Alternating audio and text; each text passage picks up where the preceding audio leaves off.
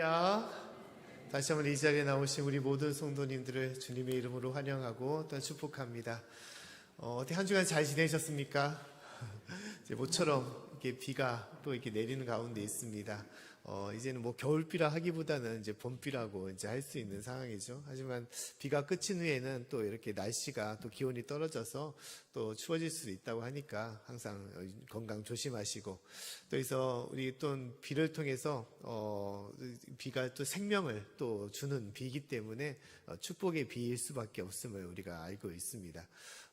생명을 주고 또한 새 계절을 또 이끌어가는 비, 그와 같이 우리 삶에도 이렇게 성령의 또한 비가 있어야 된다는 것을 우리가 항상 깨닫고 살아야 되는 것입니다.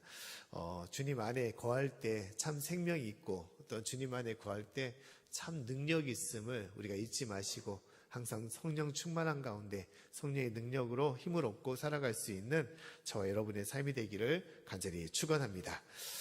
말씀은 우리 계속해서 이제 예수님의 그 광야, 금식 40일의 금식 가운데 있었던 그 사단의 시험에 관한 말씀을 나누고 있습니다. 지난주의 말씀은 오늘 읽었던 마태복음 4장 1절부터 4절까지의 말씀을 했습니다. 이제 세 가지 시험 중에 첫 번째 시험이었는데, 그 시험은 이 돌들이 떡덩이가 되게 하라라는 그런 시험이었던 것이죠. 그 내용은 무엇입니까? 이 돌은 육적인 양식, 이 떡은 육적인 양식이고, 또한 그뿐만 아니라 우리 삶의 전반적인 의식주에 관한 것을 얘기하고 있는 것이죠. 근데 우리가 중요하게 여겨야 될 것은 우리 삶에 있어서 육적인 양식과 이 의식주도 중요하지만 우리가 어떤 존재냐? 육적인 존재뿐만 아니라 영적인 존재임을 우리가 알아야 되는 것이고, 영적인 존재에 필요한 영적인 양식, 하나님의 말씀과 하나님의 뜻, 그 능력 가운데 살아가야 된다는 것을 우리가 잊지 말아야 된다는 것입니다. 할렐루야. 이것이 오히려 육적인 양식보다 더 중요하고 더 우리 삶에 가장 필요한 것임을 우리가 알아야 되는 것입니다. 삶은 우리가 살다가 흙은 흙으로 왔다가 흙으로 돌아가듯이 영은 영으로 왔다가 하나님께로 돌아가는 것입니다. 그다음에 영원한 삶에서 가장 중요한 것은 영적인 양식과 하나님의 능력인 것입니다. 또 오늘 지난주의 말씀 속에서 예수님께서 그 약해진 그 40일의 금식을 통해서 약해진 상황 속에서 광야로 가셨던 것은 무엇이냐?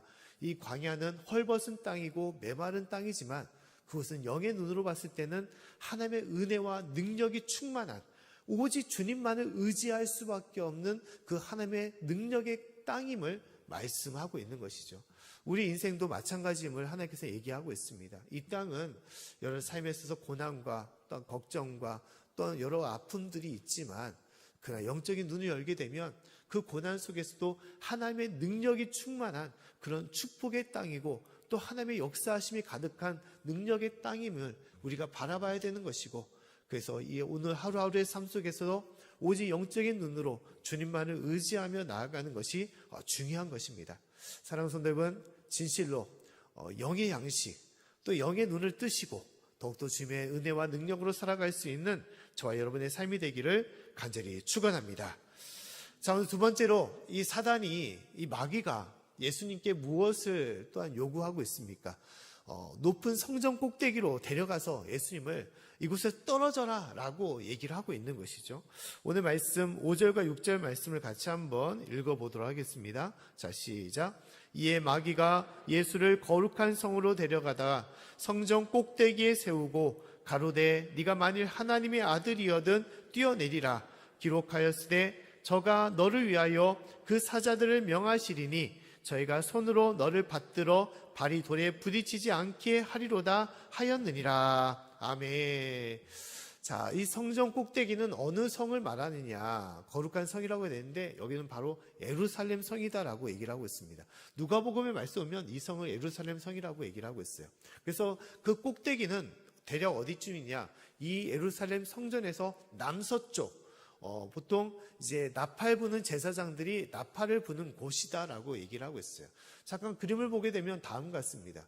자, 꼭대기에 있는 저 빨간 원이 있죠. 이곳에서 나팔 부는 제사장이 이제 보통 대속죄일 날 아니면 나팔 절날 나팔을 불었는데, 이곳에 마귀가 예수님을 데려다가 여기서 떨어져라 라고 얘기를 했다는 것입니다. 대략 이 높이가 한 700에서 800m, 한 22층의 높이에 해당이 되는 거예요. 보통 우리가 뭐 2, 3층에서 뛰어내리는 것도 아찔하죠. 쉽지 않습니다. 근데 25층 높이에서 떨어져라는 것은 이것은 쉬운 것은 아닐 것입니다. 근데 사단이, 마귀가 이렇게 요구하는 것은 무엇입니까? 네가 높은 곳에 떨어진다면, 그리고 네가 하나님의 아들이라면 하나님께서 가만히 두시겠냐? 천사들을 통하여 너를 보호하여 너가 하나도 다치지 않고 너를 사뿐히 내려오게 하지 않겠느냐라고 얘기를 했다는 것입니다. 근데 이 말씀은, 사탄의 말은 단순하게 사단이 한 얘기가 아닙니다. 이 말은 어디에 기록이 되어 있냐면 시편 91편 말씀, 하나님의 말씀에 기록되어 있는 내용입니다. 우리 11절과 12절 말씀 보면 다음과 같이 기록되어 있습니다. 한번 말씀을 같이 읽어보겠습니다. 자, 시작. 저가 너를 위하여 그 사자들을 명하사 내 모든 길에 너를 지키게 하심이라. 저희가 그 손으로 너희를 붙들어 발이 돌에 부딪히지 않게 하리로다. 아멘. 자, 하나님이 너를 위하여 그 사자들, 하나님의 천사들을 명하사 너를 지키게 할 것이다.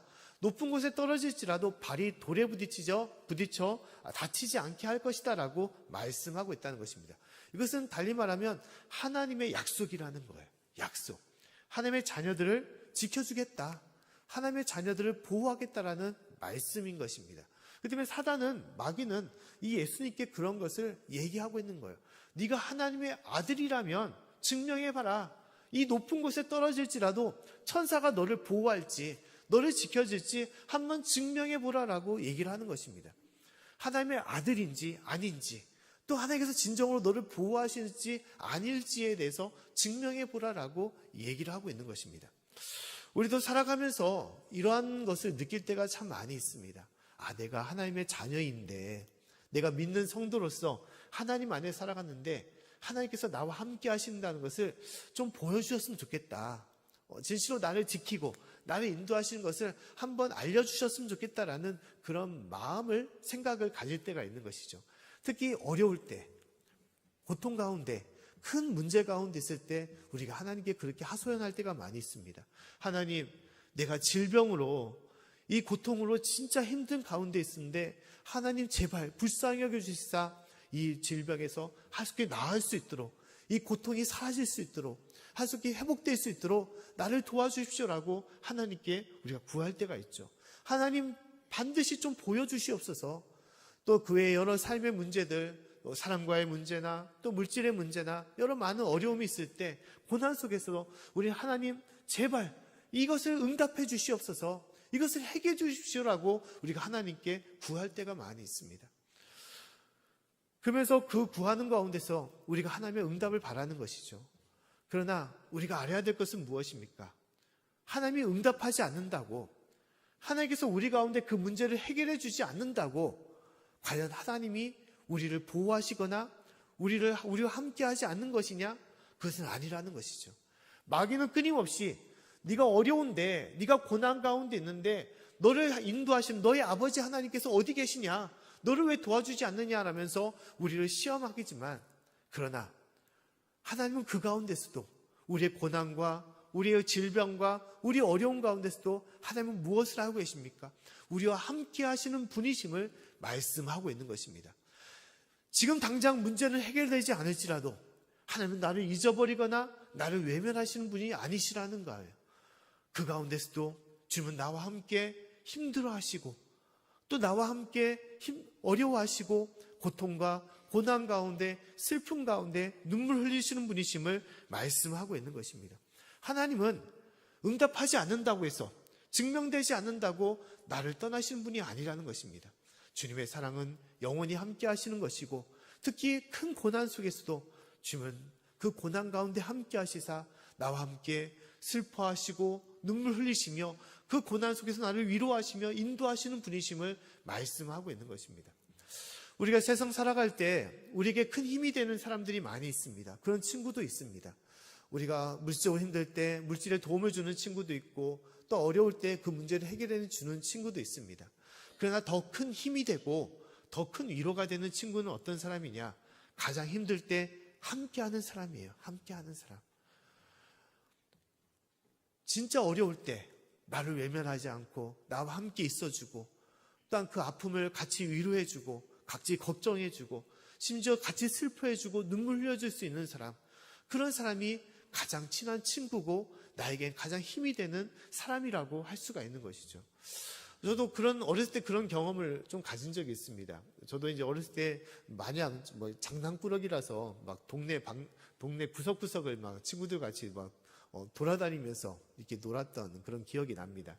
근데 한참 어떤 적이 있었냐, 예전에도 한번 얘기를 했던 것 같은데, 한참을 가다가 넘어진 적이 있어요. 비탈길에서 넘어졌는데 어디에 넘어졌냐면 어떤 잿더미에 이제 넘어지게 되었습니다. 그래서 왼손이 이제 넘어지면서 그 잿더미 손으로 들어가게 되었던 거예요.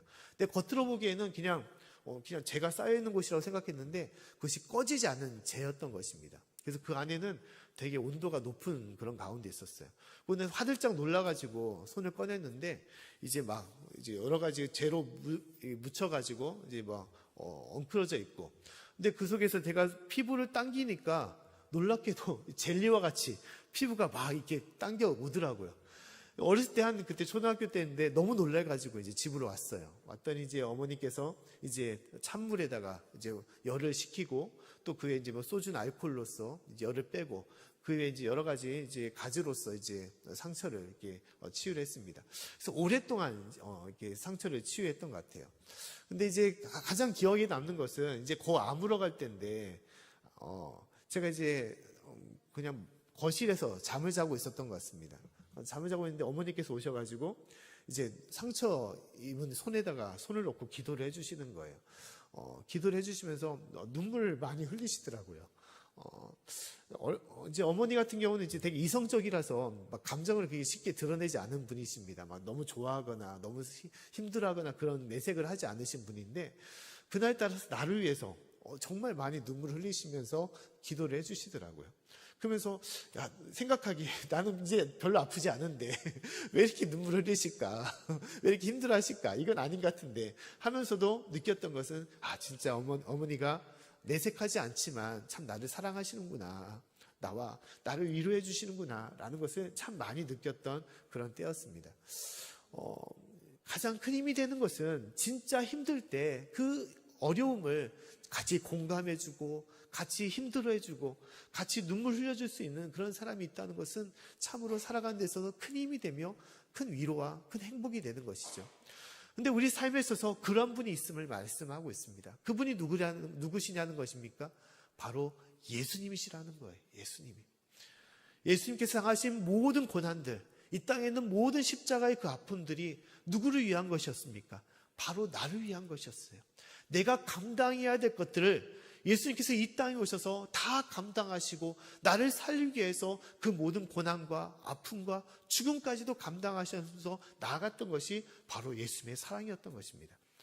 그래서 이사야서 53장 5절의 말씀 보면 다음같이 말씀을 하고 있죠. 우리 말씀을 한번 같이 읽어보겠습니다. 자, 시작. 그가 찔림은 우리의 허물을 인함이요 그가 상함은 우리의 죄악을 인함이라. 그가 징계를 받음으로 우리가 평안을 누리고 그가 채찍에 맞음으로 우리가 나음을 입었도다. 아멘. 우리가 당해야 될 모든 허물들, 그 상함과 그 징계와 그 채찍을 예수님께서 대신 받으셨다는 거예요. 예수님께서 대신 받음을 통하여 우리가 나음을 얻고 우리가 또한 의로움을 얻고 우리가 주님 앞에 구원을 받았음을 말씀하고 있는 것입니다. 그 사랑이 바로 십자가의 사랑이라는 거예요. 나를 대신하여 고난을 받으시고 나를 대신하여 죽으신 그 사랑이 예수님의 사랑이며 십자가의 사랑임을 말씀하고 있습니다. 그 요한복음 15장의 말씀을 보면 이 예수님의 사랑에 대해서 다음같이 말씀을 하고 있어요. 우리 13절과 14절 말씀을 같이 한번 읽어보겠습니다. 자, 시작. 사람이 친구를 위하여 자기 목숨을 버리면 이에서 더 큰 사랑이 없나니 너희가 나의 명하는 대로 행하면 곧 나의 친구라. 아멘. 가장 큰 사랑은 무엇입니까? 목숨을 버리면서까지 그 친구를 위하여 아낌없이 줄 수 있는 사랑. 그 사랑이 가장 큰 사랑이라는 것이죠. 근데 그 사랑이 누구의 사랑이었습니까? 바로 예수님의 사랑이었습니다. 이 죄인된 우리를 예수님의 친구로 삼아주시고 나를 위하여 아낌없이 목숨을 버리시고 나를 살리신 그 사랑이 바로 예수님의 사랑임을 말씀하고 있는 것입니다. 마귀는 이 고난 속에서 너를 왜 돕지 않느냐, 너를 왜 구원하지 않느냐, 너를 버린 거 아니냐라면서 끊임없이 우리에게 증명하라고 요구하고 있지만, 그러나 그렇지 않다는 것입니다. 응답되지 않을지라도 지금 내가 질병으로 고난 가운데 있고, 내가 삶의 여러 가지 어려운 가운데, 힘든 가운데 있고, 또한 순교의 장애에 있을지라도, 그러나 그 속에서도 예수님의 사랑은 끊어지지 않는 것이고, 항상 나의 삶 가운데, 나의 모든 아픔과 고난 속에서도 같이 함께 하시고 나를 살리신 그 사랑이 있음을 우리가 알아야 되는 것입니다. 사랑하는 성도 여러분, 영원히 변치 않는 이 예수님의 사랑, 그 십자가의 사랑을 우리가 잊지 마시고, 어렵고 힘들고 또 고난 속에서도 이 사랑으로 더욱더 주님만 바라보며 주님 앞에서 승리할 수 있는 저와 여러분의 삶이 되기를 간절히 축원합니다. 또 오늘 말씀에 우리가 알아야 될 것은, 이 마귀는 끊임없이 우리에게 무엇을 시험하냐, 무엇을 요구하냐, 증거하라라고 얘기한다는 거예요. 증거하라. 하나님의 아들인지 증거하라, 하나님의 성도인지 증거하라, 또 하나님께서 너를 보호하시는지 증거하라 뿐만 아니라 더불어 하나님이 살아 역사하시는지를 증거해보라라고 말을 하고 있습니다. 보통 우리가 전도할 때 그런 얘기를 많이 듣죠. 한번 하나님이 역사하는지 진짜 살아있는지를 증거한다면 내가 한번 믿어보겠다라고 얘기할 때가 많이 있습니다. 그런 증거를 요청할 때가 있죠. 특히 우리가 믿는 성도도, 우리가 믿음 신앙생활하면서도 그런 얘기를 많이 하지 않습니까? 하나님 보여주시기만 한다면 내가 더 잘 믿겠습니다라고 우리가 그렇게 얘기할 때가 있죠. 하나님 진실로 우리 가운데 확실한 증거를 보여주시면 내가 일평생 주님만을 따르고 주님만을 섬기겠습니다라고 우리가 그렇게 얘기할 때가 많이 있습니다. 그래서 심지어 우리가 말씀에 있는 것처럼 겨자씨만한 믿음이 있으면 어떻게 한다는 것입니까? 이 산을 들려 저 산으로 옮기라라고 얘기했던 것처럼 우리가 그런 마음을 품고 기도할 때가 있어요. 하나님 제발 제가 기도하는데 하나님 제 기도를 들어주신다면 하나님 산이 옮길 만한 그런 역사를 보여주시옵소서라고 하나님께 기도할 때가 있죠. 또 어떤 때는 우리가 기도원에 들어가서 하나님 산은 아닐지라도 이 나무 뿌리라도 뽑기 있을 수 있도록 한번 해주시죠. 그래서 나무 기둥을 붙잡고 밤새껏 그렇게 기도하는 경우도 있습니다. 하나님께서 이적을 보여주시면 내가 더 잘 믿겠습니다라는 그런 간절한 마음으로 하나님께 구하는 것이죠. 근데 우리가 알아야 될 것은 이것입니다. 하나님의 증거, 하나님의 기적, 하나님의 이적이 있으면 우리가 잘 믿을 거라고 하지만 인간은 그렇지 않다는 거예요. 사람은 그렇지 않습니다. 사람의 마음은 참 연약하고 끊임없이 흔들리는 마음 가운데 우리가 한번 주님의 이적과 또 하나님의 역사를 경험하면서 그 다음에는 뭐냐? 뒤돌아서면 또 다른 이적을 하나님께 구할 때가 많이 있습니다. 하나님의 도우심을 통하여 내가 건강함을 얻었으면 우리가 더 잘 믿고 평생 하나님을 쫓을 것 같지만 그렇지 않다는 거예요. 문제가 생길 때마다 하나님께 더 놀라운 것을, 더 대단한 것을 하나님께 구하며 하나님께 찾을 때가 있다는 것입니다. 인간의 역사 속에서 하나님의 기적과 역사가 가장 많이 이루어진 때가 어느 때이겠습니까? 그때는 바로 예수님께서 역사하셨던 그 공생의 3년의 기간이었습니다. 그때는 많은 병든 자를 낫게 하셨고 또 심지어 많은 자연의 이적들을 하나님께서 보여주셨습니다. 파도를 잠잠케 하고 또한 배고픈 자에게 오병 이후에 놀라운 기적을 허락하시고 심지어 죽은 사람을 살리는 그러한 역사를 보여준 것이 바로 예수님의 3년여 그 공생의 기간이었습니다. 그럼 어떻습니까? 많은 이들이 야 진짜 메시아다, 하나님의 아들이다 라고 예수님을 더 잘 믿어야 되는데 결코 그렇지 않았다는 거예요. 심지어 바리새인들, 서기관들, 제사장들은 그러한 기적 속에서 하나님을 더욱더 의심하고 예수님을 의심하며 예수님을 죽이려고 했던 것입니다. 심지어 마태복음 12장 38절과 39절 말씀 보면 서기관들과 바리새인에 대한 말씀이 나오고 있습니다. 우리 말씀을 한번 같이 읽어보겠습니다. 자, 시작. 그때 서기관과 바리새인 중 몇 사람이 말하되 선생님이여 우리에게 표적 보여주시기를 원하나이다. 예수께서 대답하여 가라사대 악하고 음란한 세대가 표적을 구하나 선지자 요나의 표적밖에는 보일 표적이 없느니라. 아멘. 이 서기관과 바리새인들의 표적 구하는 이 질문에 대해서 예수는 뭐라고 대답하고 있습니까? 내가 많은 표적을 너에게 보여줬는데도 너희가 믿지 않는데 내가 더 이상 어떤 표적을 너에게 보여준다고 너희가 믿을 수 있겠느냐? 내가 보여줄 수 있는 표적은 오직 십자가와 이 부활의 사건, 요나의 기적 같은 이것밖에 없다라고 말씀을 하고 있는 것입니다. 아무리 많은 표적을 보여줘도 진실로 믿지 않는 이들 가운데서는 그 믿음이 자라지 않음을 말씀하고 있는 것입니다. 그 때문에 중요한 것은 무엇입니까? 의심하지 말라는 거예요. 의심하지 말라. 믿음이 연약한 것은 증거가 없기 때문에 믿음이 연약한 것이 아니라는 것입니다. 믿음이 약한 것은 우리 가운데 의심의 싹이 있기 때문에, 믿지 않기 때문에 그 믿음이 자라지 않음을 말씀하고 있는 것입니다. 그래서 오늘 말씀에 이 마귀가 예수님께 네가 높은 곳에 떨어져서 천사가 너를 보호하는 것을 보여준다면 내가 하나님 믿어보겠다라고 얘기했을 때 이 예수님의 답은 무엇입니까? 사단아, 하나님을 의심하지 말라라고 말씀하신 것이죠. 우리 7절 말씀을 같이 한번 읽어보겠습니다. 자, 시작. 예수께서 이르시되 또 기록되었으되 주 너희 하나님을 시험치 말라 하였느니라 하신대. 아멘. 마귀에게 명하기를 주 너희 하나님을 시험치 말라라고 말씀하고 있습니다.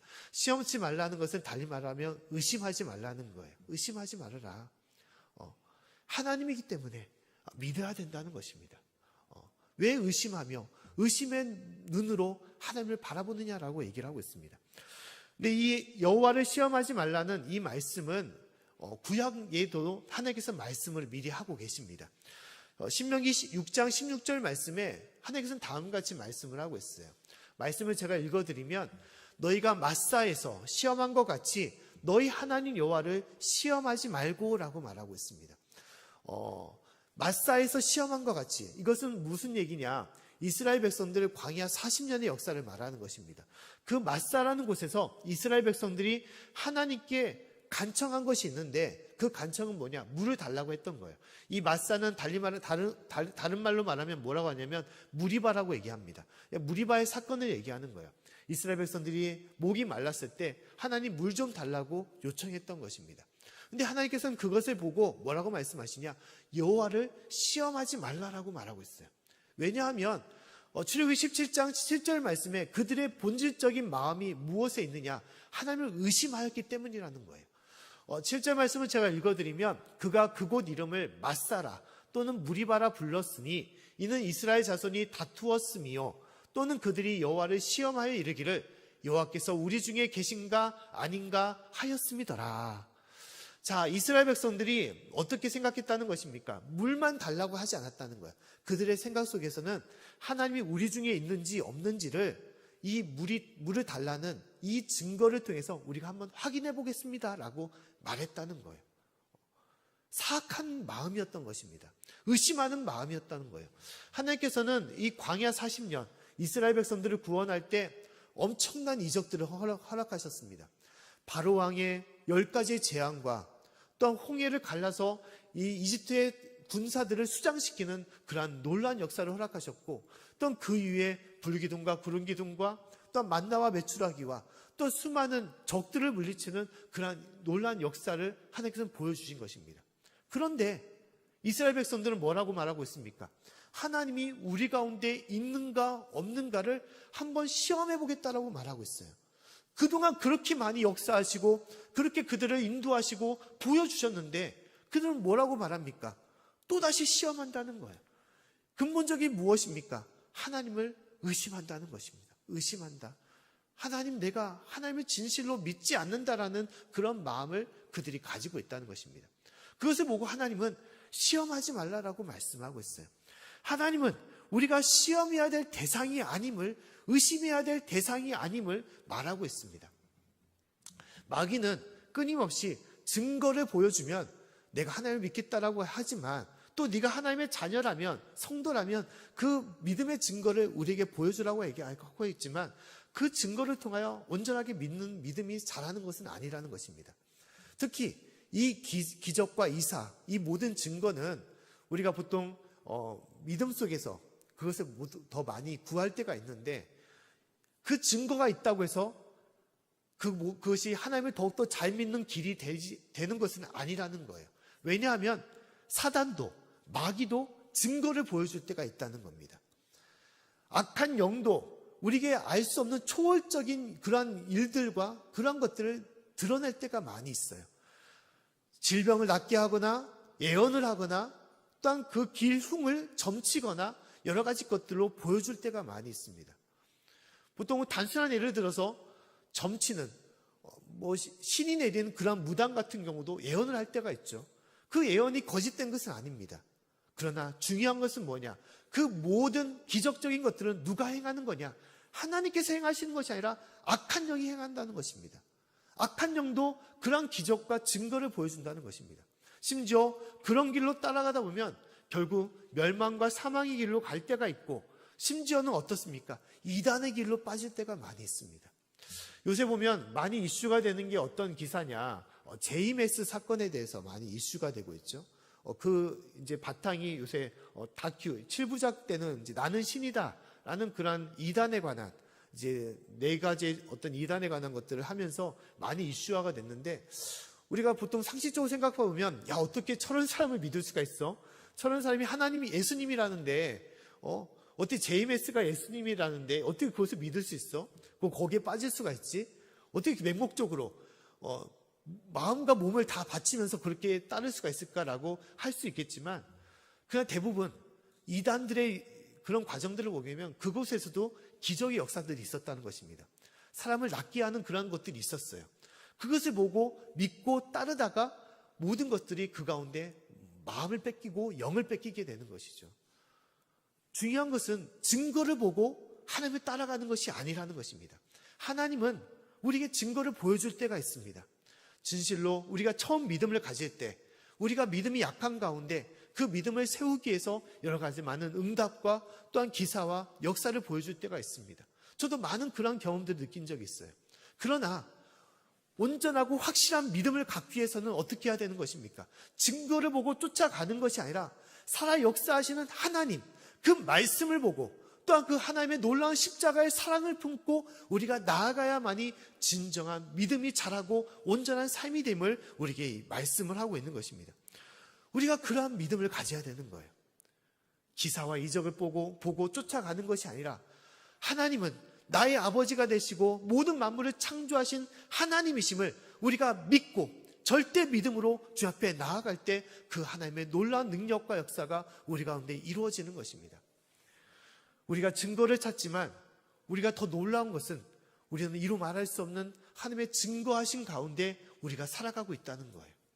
우리가 그것을 미처 깨닫지 못하고 잊어버린 가운데 있지만 우리는 그 증거하심 가운데 매일매일 하루를 살아가고 있습니다. 단순히 예를 들면 이 우주라는 것, 또 이 지구라는 땅덩이를 보게 되면 놀라운 것을 우리가 볼 때가 있죠. 이 지구는 어떻습니까? 이 지구는 끊임없이 움직이고 있다라고 얘기를 하고 있죠. 스스로 자전을 하고 또한 태양을 중심으로 공전을 하는, 그것도 무지막지한 속도를 통해서 끊임없이 움직이는 것이 바로 이 지구라는 땅덩이죠. 근데 우리는 놀랍게도 하루하루 그냥 매우 편안하게, 매우 안정적으로 우리가 살아가고 있지 않습니까? 이 지구는 돌아가는데 우리는 결코 멀미를 하거나 어지럽거나 놀라지 않고 매일매일을 살아가고 있어요. 그 매일마다 해가 떠오르고 해가 지고 또 달이 뜨고 또한 사계절을 보내는 그런 삶을 살아가고 있습니다. 평생 몇 년을 살아도, 일평생을 살아도 한 번의 오차도 없이 그러한 가운데 우리가 살아가고 있는 것이죠. 그러한 기적과 그러한 능력을 우리는 경험하면서 매일매일 살아가고 있습니다. 또한 심지어 요새 어떤 글을 보게 되었는데, 우리 작은 몸 안에서도 놀라운 기적의 역사들이 계속 이루어지고 있다는 거예요. 그래서 우리 잠깐 화면을 보게 되면 다음 같은 것이 있습니다. 자, 입에서 항문까지의 길이가 어느 정도의 길이냐? 입에서 항문이면 1m도 안 되는데 결국 그렇지 않다는 것입니다. 이 모든 것들, 이제 음식물이 내려가는 그 모든 것들을 다 길이를 내면 8.5kg라고 해요. 8.5kg. 이게 과연 믿을 수가 있나? 8.5kg는 이제 차인구청 정도까지의 길이라고 볼 수 있는데, 어떻게 내 몸에 그런 길이가 형성이 될 수 있을까? 소화기관 여러 가지 해가지고. 근데 의학자가 그렇게 얘기를 하고 있어요. 또한 콩팥을 구성하는 네플린이라는 그런 입자가 있는데, 구성 물체가 있는데, 이 길이를 다 이으면 몇 킬로냐? 8.5kg가 아니라 그 10배, 80kg라고 얘기한답니다. 80kg. 그래서 보통 콩팥에서 이제 오줌이 형성되는 그 길 자체가 80kg로 이어지고 있다는 거예요. 특히 혈관의 길이는 몇 킬로냐? 혈관의 길이는 10만 킬로라고 합니다. 10만 킬로. 우리의 혈관이 많이 있잖아요. 모세혈관이나 동맥이나 정맥들, 그 혈관들을 다 이으면 지구의 3바퀴 반을 도는 10만 킬로가 형성이 된다는 것입니다. 그것이 어디에 있다? 우리 몸에 있다는 것입니다. 또 뇌도, 이 조그마한 뇌를 뜯어보게 되면 여기에 신경세포가 1000억 개가 있다는 거예요. 1억도 많은데 1000억 개가 있고, 심지어 신경연접부라는 그런 조직이 있는데 이것은 몇 개냐? 100조 개가 된다는 것입니다. 엄청난 것이 우리 몸에 있는 거예요. 또 놀라운 것은 우리가 4주나 5주 간격으로 우리 이제 피부가 이제 항상 바뀐다는 거예요. 보통 우리가 못 느끼지만 끊임없이 피부가 떨어져 나가잖아요. 그러면서 먼지가 되는데 4, 5주마다 이 피부가 바뀌면서 결국은 어떠냐? 우리 전체 피부가 탈피를 한다는 것이에요. 탈피. 표충류처럼 탈피를 한다는 거예요. 그래서 매일마다 4, 5주, 이제 한 달마다 우리가 새 옷을 입는다는 것입니다. 근데 평생 1000번을 입는다는 거예요. 1000번을. 돈 한 푼도 안 들고 항상 새 이제 피부로서 하나님께서 우리를 이제 바꿔준다는 것입니다. 심지어 1cm 정도에 해당되는 이 피부 안에는 뭐가 있냐? 100개의 땀구멍이 있고 300만 개의 세포로 구성되어 있고, 심지어 이 혈액은 1분에 한 번씩 몸 한 바퀴를 돈다고 해요. 1분마다. 그리고 돌고 우리 심장도 하루에 10만 번을 박동을 한다는 것입니다. 우리가 자더라도 심장은 계속 뛰고 있는 것이죠. 언제까지 뜁니까? 우리가 죽을 때까지 뛰는 거예요. 보통 우리가 24시간 영업 가게를 운영하면 피곤하잖아요. 지칠 것 같지 않습니까? 한숨도 못 자면 사람이 힘들어질 수밖에 없는 거예요. 근데 심장은 결코 그렇지 않습니다. 매일, 또한 매년마다, 심지어 우리가 죽을 때까지 계속 뛰어가는 게, 하루에 10만 번씩 계속 박동을 하는 것이 바로 심장이라는 거예요. 이루 말할 수 없는 모든 것들이 우리 안에 있는 것, 이것이 기적의 몸이라는 것입니다. 기적의 몸. 우리가 그렇게 살아가고 있는 거예요. 근데 우리는 하나님 기적을 보여주십시오, 증거를 보여주십시오하면서 우리는 하나님을 의심할 때가 많이 있다는 것입니다. 하나님은 우리에게 말씀하시는 거예요. 의심하지 말아라. 왜 시험하느냐? 내가 너희와 함께하고 너희 모든 것을 인도하고 너희를 구원했는데 왜 하나님을 믿지 않느냐라고 말씀을 하고 있는 것입니다. 하나님은 하나님이시기 때문에, 나의 창조주고 나의 구원주이시고 성령을 통하여 나와 함께 하시는 분이시기 때문에 우리는 당연히 믿고 하나님을 따라야 되는 것입니다. 분별의 영을 통하여 거짓된 것들을 끊어버려야 되는 것이고, 오직 참된 진리와 생명과 또한 능력이 되시는 하나님만을 끝까지 믿고 나아가야 되는 것입니다. 할렐루야. 이러한 믿음을 가져야 되는 거예요. 우리 가운데 있는 의심의 삭은 잘라버리고 오직 하나님을 향한 그 믿음으로 나아가야 되는 것입니다. 믿음이란 것은 무엇입니까? 어떠한 증거와 어떠한 능력이 있어서 믿는 것이 아니라 그 믿음이 증거라라고 말씀을 하고 있어요. 히브리서 11장 1절 말씀, 우리가 잘 아는 말씀이 있죠. 말씀 한번 읽어보겠습니다. 자, 시작. 믿음은 바라는 것들의 실상이요 보지 못하는 것들의 증거니. 자, 믿음은 무엇이라는 것입니까? 믿음은 증거고 실상이라는 거예요. 믿어야만이 하나님께서 함께 하신다는 것을 우리가 온전하게 느끼고 믿고 따를 수 있음을 말씀하고 있는 것입니다. 특히 하나님의 역사는 인간이 결코 이해할 수 없고 깨달을 수 없는 놀라운 역사를 가지고 있습니다. 참으로 개미보다 못한 우리의 존재가 하나님을 알려고자 한다는 것은 있을 수가 없는 거예요. 그때 하나님은 우리가 어떻게 합니까? 이해하거나 우리가 진짜로 받아들여서 내 생각으로 믿으려고 하지 말라라고 말씀하십니다. 오직 믿고 따를 때만이 그 가운데 하나님의 역사가 이루어짐을 말씀하고 있는 것입니다. 사랑하는 성도 여러분, 믿음을 통하여 더욱더 주님을 바라보시고 그 믿음을 통하여 더욱더 주님 앞에 온전히 세워질 수 있는 저와 여러분의 삶이 될 수 있기를 간절히 축원합니다.